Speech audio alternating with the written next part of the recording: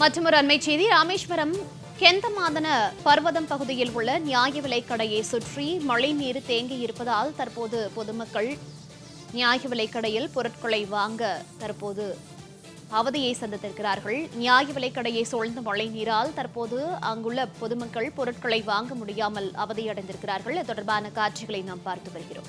விவரங்களோடு செய்தியாளர் ரகு இணைப்பில் இருக்கிறார். ரகு, வணக்கம். ராமேஸ்வரத்துல தற்போது நியாய விலைக் கடையை சூழ்ந்து மழைநீர் தேங்கி இருக்கக்கூடிய அந்த காட்சிகளை பார்த்து வருகிறோம். தொடர்ந்து மாநகராட்சி அதிகாரிகள் தற்போது வரைக்கும் ஏன் இந்த மழைநீரை அகற்ற எந்த ஒரு நடவடிக்கையும் எடுக்கவில்லை? பொதுமக்கள் இதனால் என்னென்ன பாதிப்புகளை சந்தித்திருக்கிறார்கள்? விவரங்கள். கண்டிப்பா மௌனிகா, ராமேஸ்வரம் பகுதியில் கடந்த சில தினங்களுக்கு முன்பு டிட்வா புயல் காலத்தில் பெய்த கனமழை காரணமாக தாழ்வான பல்வேறு பகுதிகளிலும் மழைநீர் தேங்கியுள்ளது. இந்த நிலையில் ராமேஸ்வரம் கெந்தமாதன பர்வதம் செல்லும் வழியில் அமைந்துள்ள ரேஷன் கடையை சுற்றிலும் மழைநீர் தேங்கி இருப்பதன் காரணமாக ரேஷன் பொருட்கள் வாங்க வரும் பொதுமக்கள் அவதியடைந்துள்ளனர்.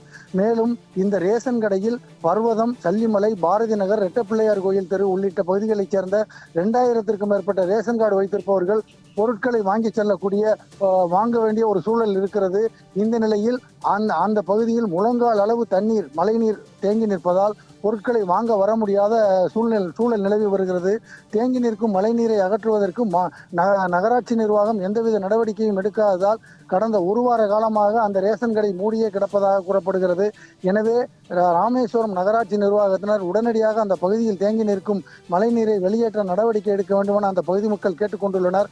இந்த பகுதி மட்டுமின்றி ராமேஸ்வரத்தில் உள்ள தாழ்வான பகுதிகள் பல பகுதிகளிலும் மழைநீர் தேங்கி அந்த பகுதியில் குடியிருக்கும் மக்கள் சிரமத்திற்கு ஆளாகி வருகின்றனர். எனவே பொதுவாக ராமேஸ்வரம் பகுதியில் ஒரு வார காலத்திற்கு மேல் தேங்கி இருக்கக்கூடிய இந்த மழைநீரால் அந்த மழைநீர் கழிவு நீராக மாறி சுகாதார கேட்டை ஏற்படுத்தி வருகிறது.